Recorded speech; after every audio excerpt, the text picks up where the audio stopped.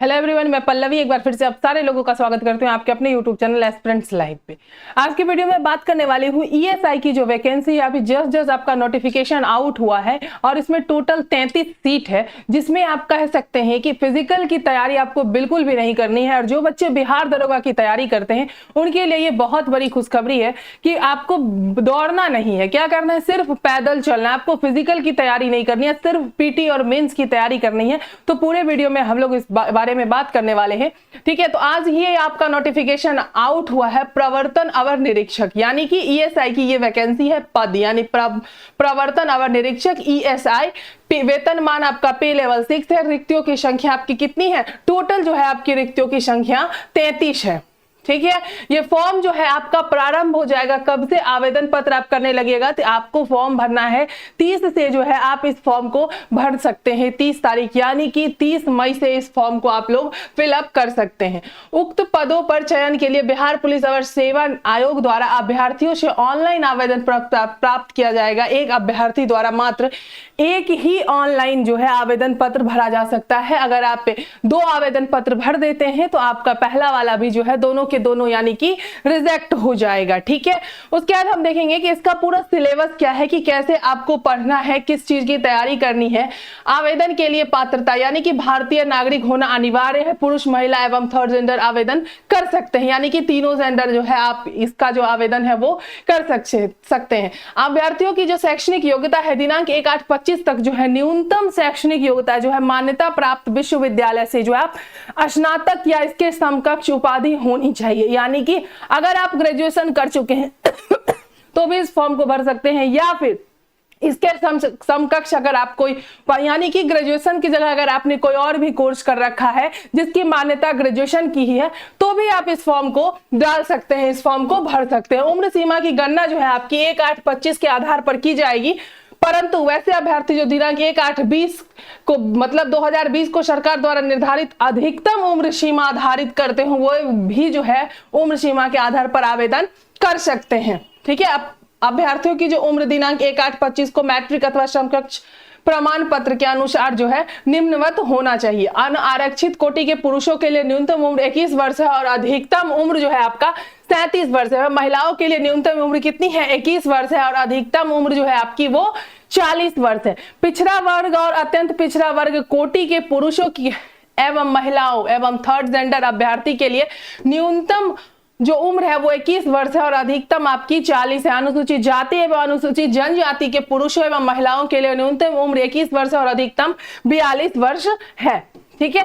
उपरोक्त बिंदु पे अगर हम थोड़ा सा ध्यान दे दें तो अभ्यर्थियों की न्यूनतम उम्र की गणना दिनांक 1/8/25 तथा अधिकतम उम्र की गणना 1/8/2020 को आधार मानकर की जाएगी।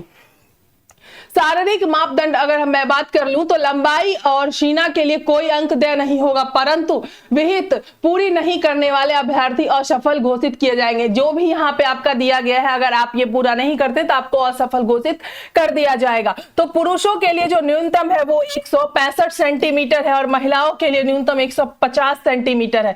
सीना सिर्फ जो है पुरुषों के लिए होगा। पुरुष के लिए बिना फुलाए 79 सेंटीमीटर न्यूनतम और फुलाकर 84 सेंटीमीटर न्यूनतम जो है वो होनी चाहिए, ठीक है। महिलाओं के लिए सीना की मापी नहीं की जा सकती है, ठीक है। फुलाने के बाद सीना में कम से कम 5 सेंटीमीटर का अंतर होना अनिवार्य होगा, ठीक है।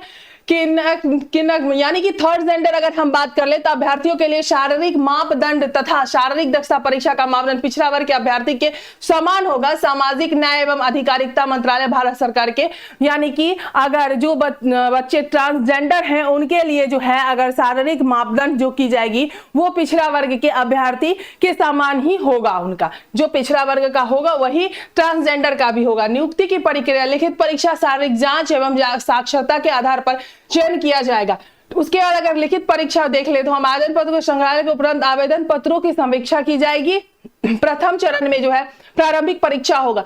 परीक्षा में 200 अंकों का एक पत्र होगा जिसमें प्रश्नों की कुल संख्या 100 होगी, यानी कि 100 क्वेश्चन होगा और एक क्वेश्चन 2 मार्क्स का होगा। 2 घंटे की जो है आपको टोटल कितने समय 2 घंटे दिया जाएगा। इसमें 30% से कम अंक प्राप्त करने वाले अभ्यर्थी मुख्य परीक्षा के लिए असफल घोषित किए जाएंगे। अगर आप 30% अंक नहीं लाते हैं तो आपको असफल घोषित कर दिया जाएगा। आप मेंस का यानी कि द्वितीय चरण का जो मुख्य परीक्षा है आप उसका एग्जाम नहीं नहीं दे सकते हैं। ठीक है, मुख्य परीक्षा में जो होगा प्रारंभिक परीक्षा में सफल अभ्यर्थी को मुख्य परीक्षा में सम्मिलित होने का अवसर प्रदान किया जाएगा। मुख्य परीक्षा में 2 पत्र होंगे। प्रथम पत्र 2 अंकों का जो है सामान्य हिंदी का 2 घंटे का होगा, जिसमें 100 प्रश्न होंगे एवं न्यूनतम जो है 30% अंक प्राप्त करना अनिवार्य होगा। द्वितीय पत्र जो है आपका, उसमें सामान्य ज्ञान, सामान्य अध्ययन, सामान्य विज्ञान, नागरिक शास्त्र, भारतीय इतिहास, भारतीय भूगोल, गणित एवं मानसिक योग्यता जांच से संबंधित होगा। द्वितीय पत्र का पूर्णांक 200 होगा, जिसमें प्रश्नों की कुल संख्या 100 होगी एवं परीक्षा की अवधि 2 घंटे। दोनों चरण की परीक्षा में प्रत्येक गलत उत्तर के लिए 0.2 अंक, कितना 0.2 अंक जो है काटा जाएगा। उत्तर पुस्तिका 2 प्रतियों में होगी, जिसकी एक प्रति आपको आयोग के पास सुरक्षित रखी जाएगी। ये हो गया पूरा का पूरा दरोगा वाला सिलेबस है आपका, ठीक ना। मुख्य लिखित परीक्षा के आधार पर रिक्तियों के 6 गुना अभ्यर्थी का चयन कोटिवार मेधा अनुसार शारीरिक जांच परीक्षा के लिए किया जाएगा। अभ्यर्थियों को शारीरिक जांच परीक्षा में मात्र उत्तीर्ण होना आवश्यक है। शारीरिक जांच हेतु जो है आपको अभ्यर्थी की प्राप्त संख्या में अनुपलब्धता की दशा में उक्त अनुपात अब उपयुक्त रूप से कम किया। शारीरिक जांच के लिए मुख्य लिखित परीक्षा के आधार पर चयनित अभ्यर्थी को शारीरिक जांच के लिए आमंत्रित किया जाएगा। बिहार परिवहन नियमावली 2003 के अनुसार, ठीक है। पुरुषों के लिए जो है आप देखिए शारीरिक जांच में आपका क्या होगा, 25 किलोमीटर पैदल चलने के समय के लिए, ठीक है, समय आप सीमा आपका 4 घंटे होगा। अधिक समय लेने वाले अभ्यर्थी असफल हो जाएंगे। अगर 4 घंटे से ज्यादा समय लेते हैं 25 किलोमीटर चलने में, तो वो जो हो जाएंगे वो असफल हो जाएंगे। और महिलाएं जो है 14 किलोमीटर पैदल चलने के लिए 4 घंटे अधिक समय लेने वाले अभ्यर्थी असफल घोषित होंगे। यदि कोई उम्मीदवार शारीरिक जांच में असफल होता है तो उसे केवल लिखित परीक्षा में प्राप्त अंकों के आधार पर नियुक्ति हेतु संसित नहीं किया जाएगा। यानी कि अगर आप शारीरिक दक्षता में फेल हो जाते हैं, असफल हो जाते हैं, तो आपको मेंस के आधार पे जो है आपका रिजल्ट नहीं बनेगा। इसलिए आपको ये बिना दौड़ वाली जॉब है, आपको चलना है सिर्फ, लेकिन आपको पास जो है वो शारीरिक दक्षता में भी यानी कि फिजिकल में भी पास होना पड़ेगा। अगर आप चाहिएगा कि नहीं इसमें पास नहीं होते तो हो जाएगा, ऐसा कुछ नहीं होने वाला है, ठीक है। ये जो आपका टोटल सीट है, इसमें 33 सीट है। कितने सीट है टोटल आपका 33 सीट है, ठीक है। और इसमें जो है महिलाओं के लिए जो प्रावधान है, सेवाओं में रिक्त आरक्षण, अनुसूचित एवं अन्य पिछड़े वर्गों के लिए जो अधिनियम 1991 के प्रावधानों के अनुसार पिछड़े वर्ग की महिलाओं के लिए 3% आरक्षण अक्षुण्ण रखते हुए शेष आरक्षित एवं गैर आरक्षित वर्गों को के जो है 97% पदों के विरुद्ध 35% पद प्रत्येक आरक्षण कोटि में अलग अलग महिलाओं के लिए आरक्षित होंगे। यह आरक्षण क्षैतिज आरक्षण होगा, ठीक है। ये आपका हो गया, मतलब कि ये जो पूरा का पूरा एग्जाम है प्रॉपर दरोगा के लिए है। दरोगा वाले बच्चे जो तैयारी करते हैं वो भी इस फॉर्म को डाल सकते हैं, जिससे कि जो है जैसे कि आपको बस दरोगा में फिजिकल की तैयारी करनी होती है और यहाँ पे सिर्फ आपको चलना है। पास आपको तीनों एग्जाम में होना है, पीटी में भी, तब आप मेंस में जाइएगा। मेंस में जब पास होते हैं तो दक्षता परीक्षा, और जब आप वहां पास हो जाइएगा यानी कि आप वहां सफल हो जाते हैं, तब आपका जो है रिजल्ट यानी कि मेरिट बनेगा।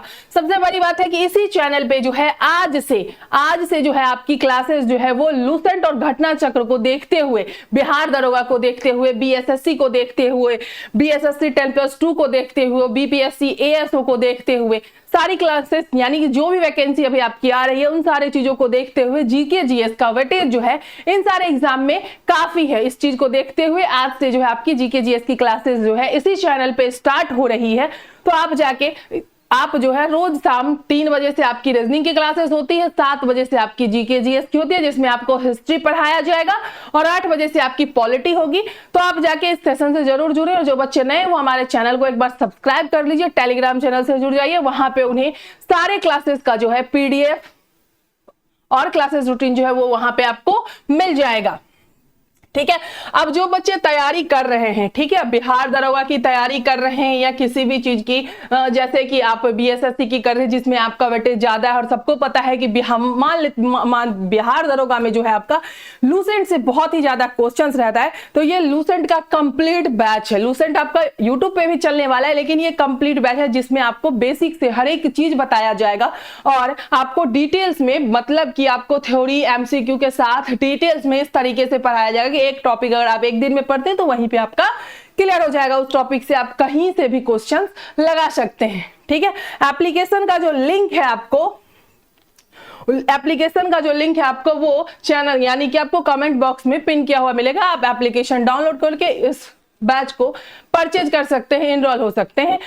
जो बच्चे बैच ले लेंगे वो जो है क्या करेंगे, पेमेंट का स्क्रीनशॉट जो है 9122135025 पे जो है एक बार मैसेज कर देंगे स्क्रीनशॉट, उन्हें ग्रुप में ऐड कर दिया जाएगा। इस बैच की खासियत यह है कि आपको 20,000 क्वेश्चन बैंक का पीडीएफ दिया जाएगा, जो कि हर एक सब्जेक्ट के से होगा, चाहे हिस्ट्री में 3 पार्ट हो, मेराइवल हो गया, एंशिएंट मॉडर्न हो गया, पॉलिटी हो गया, ज्योग्राफी हो गया, आपका साइंस हो गया, सारे चीज से आपको कहीं और भटकने की जरूरत नहीं पड़ेगी और इसी बैच से आप जो है दरोगा आराम से क्वालिफाई कर सकते हैं। फिर से मिलते हैं दूसरे वीडियो में, धन्यवाद।